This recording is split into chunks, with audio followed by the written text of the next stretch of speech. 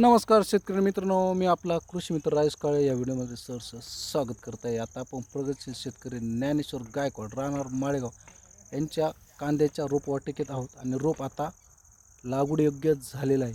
उत्कृष्ट असा कांद्याच्या रोपाची क्वालिटी आपल्याला इथं बघायला मिळते.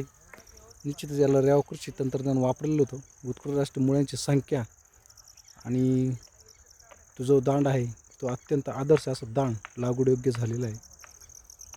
याला बेसल डोस तसंच काही फवारण्या रेवा कृषी तंत्र अंतर्गत झालेल्या होत्या. त्याचा उत्कृष्ट परिणाम आपल्याला इथं बघायला मिळतोय.